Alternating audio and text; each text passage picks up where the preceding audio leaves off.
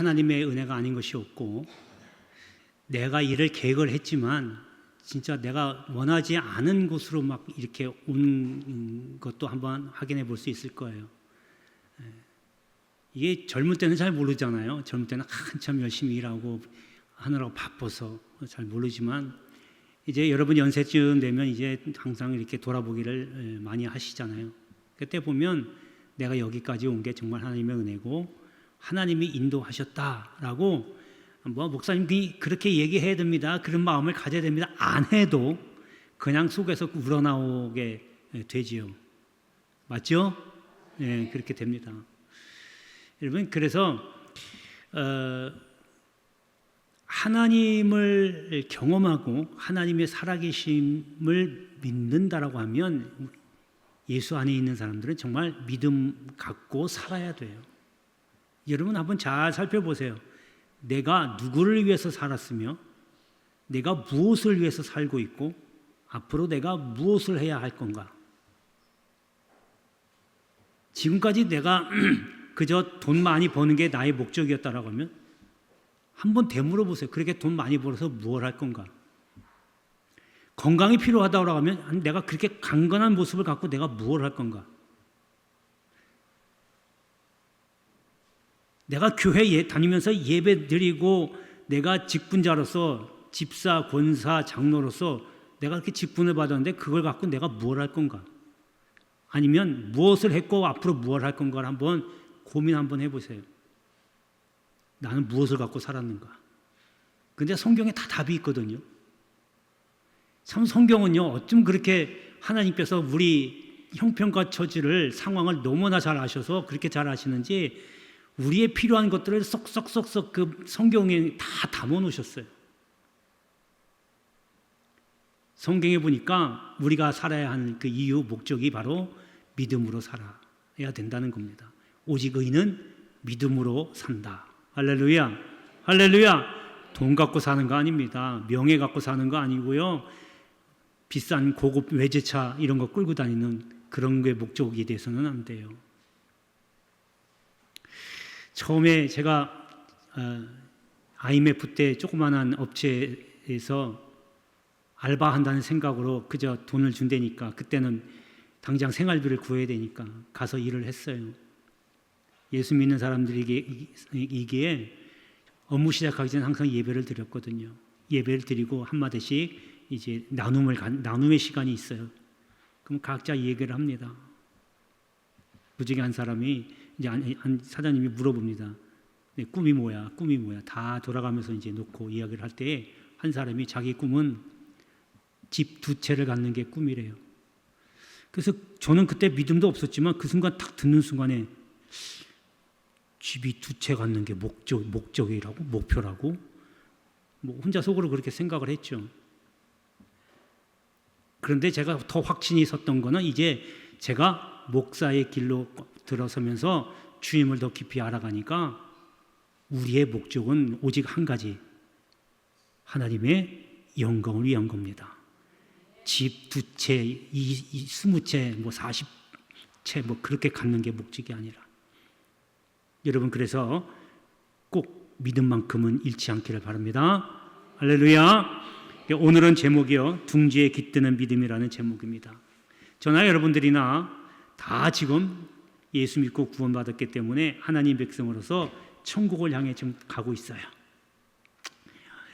누가 언제 어떻게 갈는지는 모르지만 아무튼 똑같은 지금 천국을 향해서 지금 다 가고 있습니다. 그런데 여러분, 그래 천국 가는 거를요 간단하게 생각하면 안 돼요.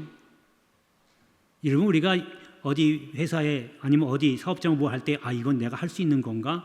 여기는 좀 일이 괜찮은가? 돈 많이 주나? 복지는 어떤가? 다 따져보고 하잖아요. 그리고 나에게 좀 내가 좀 편한 거, 편히 일하면서 돈 많이 주는데 그런 데를 많이 선택을 하거든요. 여러분, 천국도 그런 식으로 간다고 생각하면 큰 오산입니다. 천국 가는 건 만만히 생각하지 마세요. 성경에 보니까요, 경건하게 살려고 하는 사람에게는 박해가 온대요. 핍박이 온대요. 예수 못 믿게 하려고, 믿음 떨어뜨리려고. 그뿐입니까? 하나님 나라에 들어가려면 환난을 겪어야 한다고 그랬어요. 성경에 나와 있다니까요. 하나님 나라에 들어가려면 환난을 겪어야 된다. 그러니까 하나님 백성으로 거룩하게 지내면서 경건하게 살려면 박해를 받아야 되고, 하나님 나라에 들어가려고 하는 사람들은 환난을 겪어야 된다는 거예요. 두 발 뻗으면서 편하게 교회만 왔다 갔다 하고 나 하나님 나라 간다. 여러분, 그런 생각까지 하면 안 돼요. 그런데 예수 믿고 이런 박해와 환난을 견뎌내는 사람이 하나님 나라 들어가는 거예요. 이걸 이겨내야 돼요. 근데 이겨내는 이 도구가 뭐냐면 바로 믿음입니다. 총칼이 아니라 믿음이에요. 그래서 여러분, 천국 가는 사람들, 천국을 향해서 가는 사람들은 전부 믿음만큼은, 다른 건 다 잃어버려도 돼요. 여러분, 물질을 잃어버려도, 건강 잃어버려도 돼요. 믿음만큼은 절대 잃어버리면 안 돼요. 할렐루야, 할렐루야. 오늘 제목엔 둥지라는 말이 있어요. 둥지는요, 새가 알을 낳고 새끼를 까고 새끼를 키우는 곳이 둥지입니다. 믿음도요, 이러한 둥지 같은 곳에서 믿음이 싹트고 자라고 성숙해지는 거예요. 여러분, 싸움을 하려도요, 힘이 있어야 되고, 여러분, 뭔가가 단단한 게 있어야 돼요. 무기 같은 게. 그 믿음도 똑같은 거예요. 싸워서 이기려면 내가 무장되고 무기 뭔가 이게 있어야 돼요. 그래야 이겨내거든요. 여러분, 초등학생이 청년들과 20, 30대한테 여러분 싸운다고 게임이 안 되잖아요. 그죠? 나중에 이 아이가 자라서 같은 또래가 되면 합의만 한 거죠. 마찬가지로 믿음도요, 자라서 성숙해져야 돼요. 그래야 이런 박해와 환난을 내가 이겨낼 수 있다라고 하는 겁니다. 자, 그러면 둥지라고 하는 이런 어떤 둥지에서 믿음이 싹트고 자라고 성숙해지는지 오늘 본문을 통해서 함께 살펴보겠습니다. 자, 첫 번째는 화평이라고 하는 둥지입니다. 예수님께서 산상에서 우리에게 가르쳤다 해서 산상보훈이라고 하는데, 그 산상보훈 중에 8가지 복을 우리에게 말씀하십니다. 그 중에 7번째 말씀에 이렇게 말씀하십니다. 화평하게 하는 자는 복이 있나니 그들이 하나님의 아들이라 일컬음을 받을 것이라. 요거를 바꿔 얘기하면요, 하나님의 아들은 화평하게 해야 된다는 거예요. 할렐루야. 하나님의 아들이면 여기 다 딸이신 분들은 그러면 해당 없나요?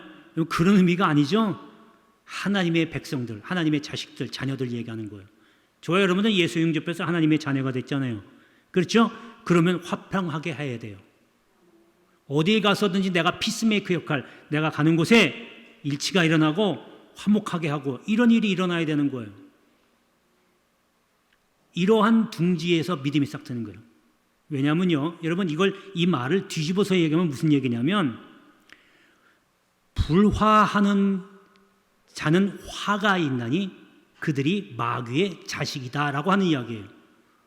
그러니까 마귀의 자식은 어딜 가든 간에 불화를 일으킨다는 거예요. 여러분, 우리가 천국 가는데 가장 싫어하는 자가 마귀거든요. 천국 못 가게 하려고 그냥 끌어당기는데 그냥 너 못 가게 하고 길을 막는 게 아니라 믿음을 떨어뜨리는 거예요. 한 가지씩 믿음 떨어뜨리는 행동만 하게 만들어요. 교회 안 나오게 하고요, 찬양에도 입을 안 벌리고요, 말씀 시간에도요 핸드폰 쳐다보고 있고 딴 생각하고 있는 거. 이거 마귀가 자꾸 갖다가 그렇게 만드는 거예요. 왜? 은혜 받으면 믿음이 자라거든요. 그 못 받게 차단시켜 버리는 거예요. 그러니까 뭐예요? 마귀가 있는 곳에 믿음이 있을 수가 없죠. 그러니까 마귀는 불화하게 만드는 장본인이거든요. 그러니까 불화하는 곳, 이런 곳에는요 믿음이 있을 수가 없어요. 믿음이 질식해버리는 거예요. 그것이 회사든 교회든 어디든 다 마찬가지예요. 쪼개지고 서로 싸우고 헐뜯고 하는 곳에는요 마귀가 기뻐하는 일이에요. 그게.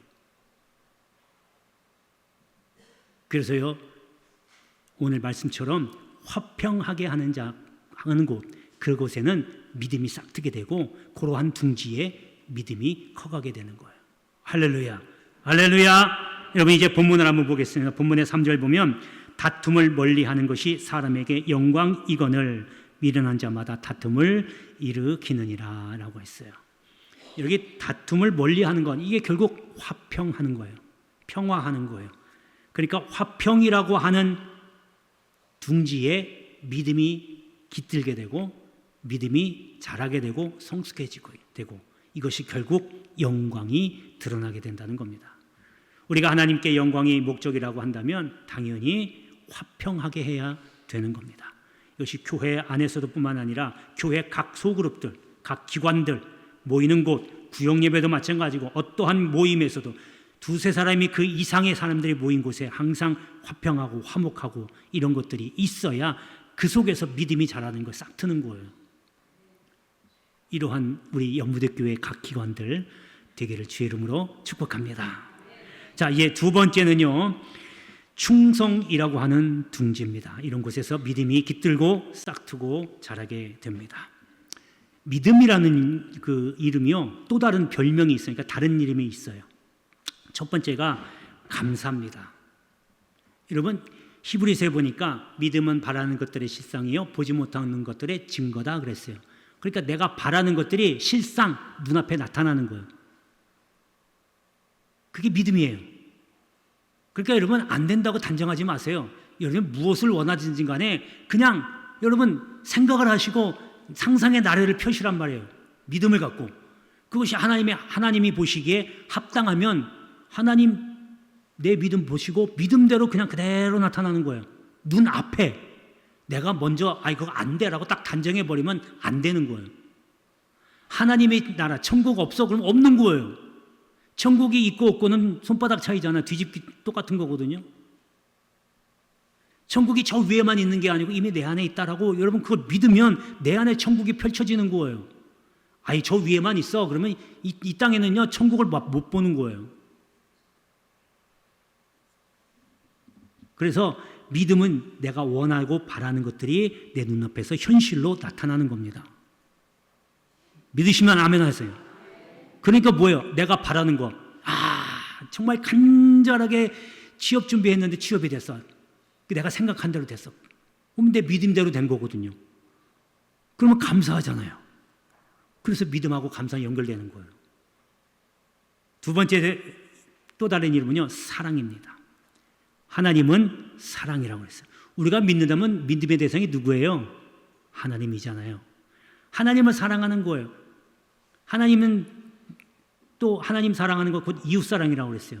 그래서 여러분 믿음이 없으면요 하나님 사랑, 이웃사랑 할 수가 없습니다. 이웃사랑이 뭐예요? 원수를 사랑하라, 베풀어라, 나눠줘라, 수근수근 대지 말고 온유하고 참고 인내하고 이런 게 사랑이잖아요. 근데 이게요 믿음이 없으면요 그거 못한다니까요. 미워하지 말라고 그러니 계속 미워합니다. 베풀라고 했는데 안 베풀고 그냥 어떻게든 남의 거 있는 거 자꾸 뺏어다가 자기 주머니에 넣으려고 해 그래요? 믿음이 없으니까 그러는 거예요. 하나님을 못 믿으니까. 왜요? 여러분 성경 66권을 다 쳐다봐도요 복 받는 길은요 먼저 주라는 거예요. 그게 복의 근본이에요. 근데 그게 돼요? 하나님은 우리가 먼저 하면 그대 복을 주는 게 아니고 네 먼저 해봐 라고 하는 거예요. 요단강 건너갈 때 여호수아가 하나님이 그걸 몰라요? 그때 장마철이 돼가지고 물이 불어났어요. 하나님이 그걸 몰라요? 그래서 가라. 그때 하나님께서 내가 열어놓을게 건너가. 하나님 그러지 않았어요. 건너가라 그냥. 물이 이만큼 불었는데도 그냥 건너가래요. 이거 어떻게 해야 돼요? 여호수아는 믿고 발을 딱 디뎠잖아요. 디디는 그 순간 갈라졌어요. 모세가 홍해 앞바다에서 어찌하오리까? 기도해라. 뭔가 액션을 취해야 되는 거예요. 하나님 앞에서. 그게 믿음을 보여주는 거거든요. 그때 하나님의 역사가 나타나는 거지. 하나님께서 이거 해줄 테니까 너 감사할래? 이런 적은 단 한 번도 없어요. 그래서 예수님도 보면 바울도 마찬가지지만 믿음을 보시고 치유를 하셨어요. 내 믿음대로 될지어다. 바울도 믿음을 보고 치유를 하셨거든요. 이게 바로 사랑입니다. 그 사람을 사랑하려면 하나님을 믿고 의지한다면 원수까지도 사랑할 수 있게 됩니다. 이것이 바로 믿음입니다. 그 다음에 세 번째 믿음의 별명은요, 진실입니다. 여러분, 믿음은요, 거짓이 있을 수가 없어요. 진리의 말씀이 하나님 말씀이잖아요. 하나님을 믿는다면 당연히 진리의 말씀인 성경을 믿어요. 그에게는 성경에는 거짓이 없거든요. 그대로 다 이루어지기 때문에.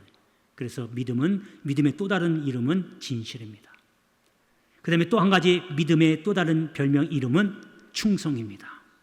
히브리 사람들이 아멘 그러거든요. 그 아멘은요, 두 가지 뜻이 있어요. 하나는 믿습니다 라고 하는 거예요. 그대로 될 줄로 믿습니다 하고 아멘 하는 거예요. 근데 우리 교회는 왜 이렇게 믿음이 좀 이렇게 약해요. 아멘 하면 그냥 혼잣말로 중얼중얼해.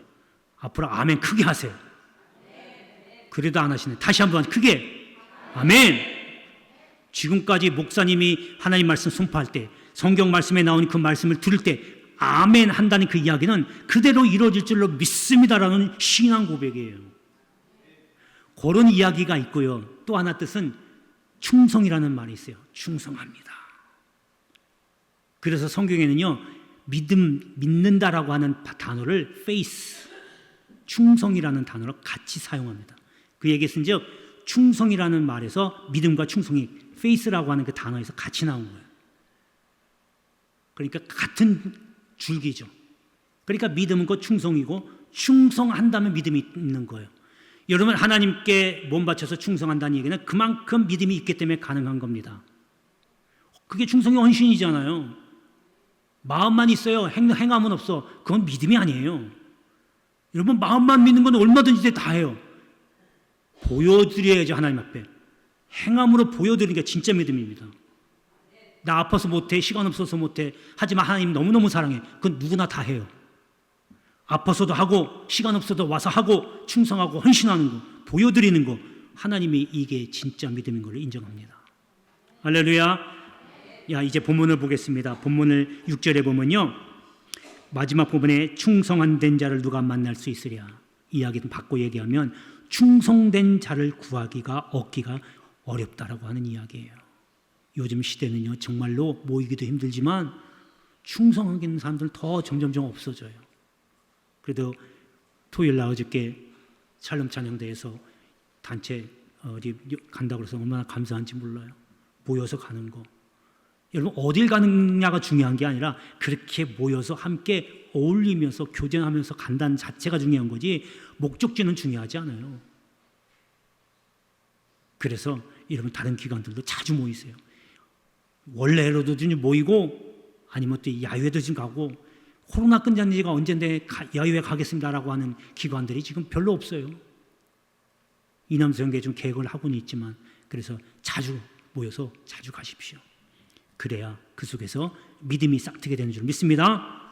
자, 마지막 세 번째는 정직이라고 하는 둥지에서 믿음이 싹트고 자라고 성숙해집니다. 여러분, 유다 왕들 중에 역대상하가 바로 그런 그 기록인데, 역대 왕들 중에 신앙이 독실한 왕들에게는 뭐라고 하냐면 그의 조상 다윗 같이 여호와 보시기에 정직히 행하였더라, 이런 표현을 씁니다. 그러니까 다윗은 우리야 일 외에 평생에 여호와 보시기에 정직히 행하였다라고 한 거예요. 그러니까 다윗이 우리야 일 외에는 하나님 보시기에 정직히 행하였다. 그래서 다윗과 같이 여호와 보시기에 정직히 행하였다, 이렇게 합니다. 여기서 중요한 게 뭐냐면요, 여호와의 보시기에 이게 중요한 거예요. 사람 보기에 좋게 보인 게 아니라 여호와 보시기에, 이거는 하나님 표준으로 살았다는 거예요.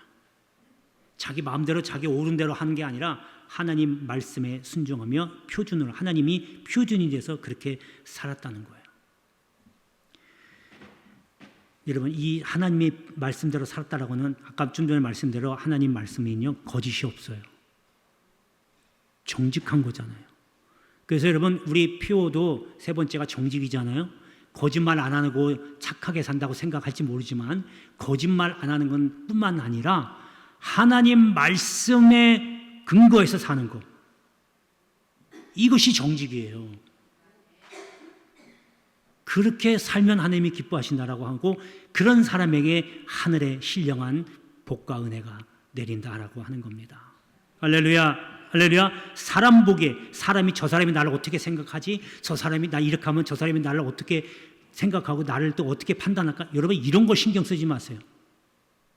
하나님 보시기에 내가 이렇게 하면, 내가 이런 결정을 하면 하나님은 기뻐하실까, 슬퍼하실까, 화를 내실까, 어떻게 생각할까, 이거를 신경 쓰란 말이에요. 그렇게만 제대로만 하면 사람 보기에는요 그냥 저절로 해주시는 거예요. 하나님이 사람 보기에 어쩌고 저쩌고 하면서 그거 신경 쓰지 말고 하나님이 어떻게 생각하실까, 판단하기 힘들고 선택하기 힘들 때는 만약에 이런 경우 주님이라면 어떤 길을 선택하셨을까라고 한번 3번만 딱 물어보세요.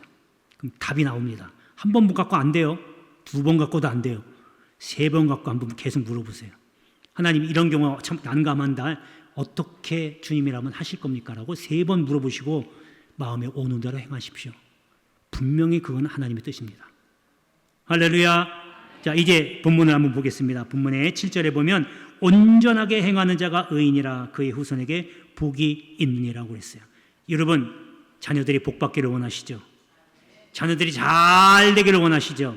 오늘 말씀에 보니까 온전히 행하라고 하셨습니다. 자녀가 온전히 행하는 것보다 여러분들이 온전하게 행하면 여러분의 후손들은 그냥 복을 받습니다. 할렐루야. 근데 중요한 건 온전하게 행한다라고 하는 것은요 완벽하다고 하는 이야기가 아닙니다. 아까 말씀드린 대로 하나님 표준으로 사는 게 바로 온전하게 사는 겁니다. 사람은 완벽할 수가 없어요. 그래서 하나님도 아시기 때문에 완벽을 요구하지 않고 하나님 말씀대로 그것이 표준이 돼서 순종하며 사는 거. 이렇게 하면 여러분 자손 천대까지 은혜가 또 복이 임하게 될 줄로 믿습니다. 그래서 정직이라고 하는 이런 둥지에 믿음이 깃들고 자라고 성숙하게 됩니다. 이러한 믿음을 통해서 천국 가는 그날까지 승리가 있게 되기를 주의 이름으로 축복합니다.